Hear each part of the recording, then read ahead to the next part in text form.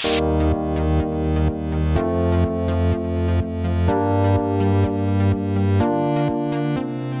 everybody, what is going on today? My name is Hungry Hippo MTG, and I'm coming at you with another podcast. Today's podcast will be titled, What Brands Do I Use? So I'm going to give you some insight on the brands that I use, and then in the end you can ultimately make your decision with what brands you want to use.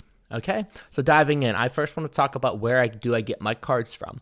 So the first place, and this is probably the place that I recommend the most, is called TCG Player.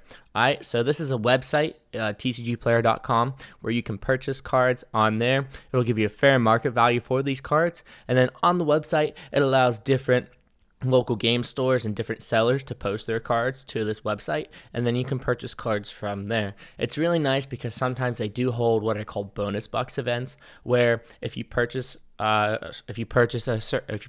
amount, then that amount, a percentage of that, will be given back to you in the form of store credits, so then you can buy more cards with that as well.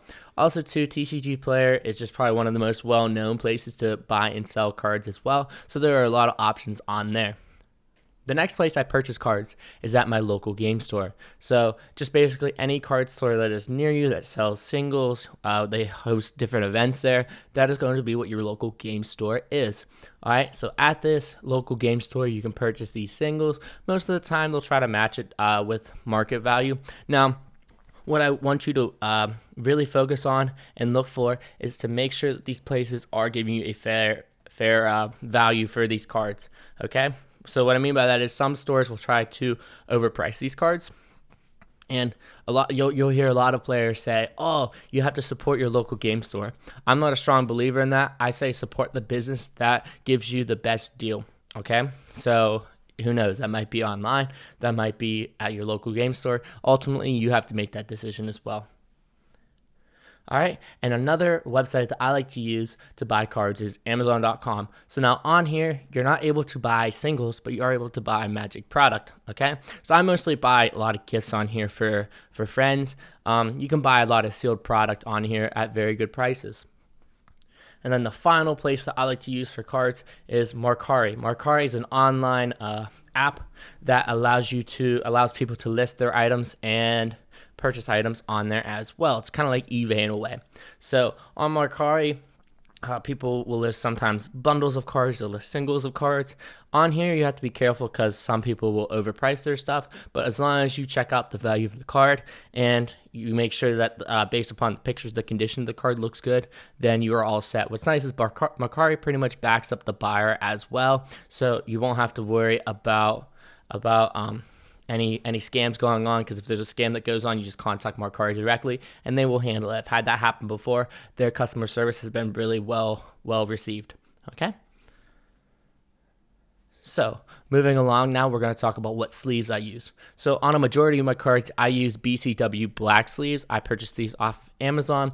The reason why I would recommend these is because they're very cheap to buy. So I think I get a pack of 500 for maybe around $20. So overall, that sleeves up a lot of decks for pretty cheap.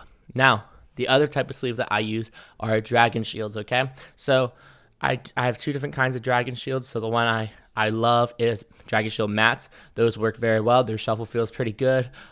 Overall, those cards work super well. Now, the next type of sleeve that I use from Dragon Shield, which I don't recommend, I just recently got these, but I don't prefer them, is the Dragon Shield Classic. Now, these sleeves, their shuffle feels very good. They're very glossy on the outside, but whenever I try to place the cards down and I try to just draw them off the top of my deck, they like to slide around a lot. I've had it happen where I give these cards over to an opponent to cut, they'll cut it, and then the cards will fall over in one pile, not one pile, but a nice big pile. So overall, I don't really recommend getting the classics. Now, going back to the BCWs as well, because I forgot to mention, these sleeves, I would say they're pretty much middle of the pack. They're okay, their shuffle feels okay, but for the price, you can't really beat them for that, so that's why I personally buy them myself. Now, for my more expensive cards, I would like to inner sleeve them as well. What inner sleeving is basically using a smaller, clear plastic sleeve on the inside of the main sleeve. So it fits really close to the card, and it makes sure that there's really no dust that scrapes up against the outer edge, especially that top edge that's open on the normal sleeve. All right, so for my inner sleeves, I use Ultra Pro Pro Fit sleeves. All right, so these sleeves, in my opinion, are probably the best sleeves out there for inner sleeves. With it, though, you have to be very careful because whenever you first purchase these sleeves, they're a little bit tight on the card. So you have to really make sure that you get the card in there, put it in the inner or in the outer sleeve, and then you're pretty much set, okay? What's nice is over time, these sleeves will stretch. So let's say you do decide to switch these over to a different card. You take off the inner sleeve and put it on another card. It will fit a lot better because that inner sleeve eventually stretches out over time. Now, moving on to deck boxes. My favorite deck box that I use on the majority of my decks is called the Ultra Pro Eclipse. This deck box holds up to 100 double sleeve magic cards, which is super nice for my decks because I love to double sleeve my cards, and it gives that extra room too in case you weren't to double sleeve for tokens as well. Also, too, it comes in a bunch of different colors, so you can choose what color you like. These deck boxes are cheap, but they're also cheap to purchase, but they're also durable as well. So that's why I use them for a majority of my decks. So also from Ultra Pro, another deck box that I like using is the Ultra Pro Satin Tower. Now, I currently only have one of these Satin Towers, but the main reason why is just due to the cost. I think I have up to like 15 or 16 Commander decks, so for me to purchase 16 of those, I'd be looking at almost $150, $200. So overall, that's just a lot of money for deck boxes, and I don't plan on spending that much for them. But the Satin Tower is a pretty good overall quality deck box. I'd highly recommend it, especially if you don't have a whole lot of deck boxes as well. And then finally, the last deck box I like to use is the Ultimate Guard Xenoskin Twin Flippin' Tray. Now, this deck box is it's a beast, okay? So what's nice is it comes with 2 trays that hold up to 100 cards each. And then in the center, it comes with a center tray that allows you to hold any type of tokens. It allows you to hold some dice. It is totally up to you with what you want to use that middle tray for.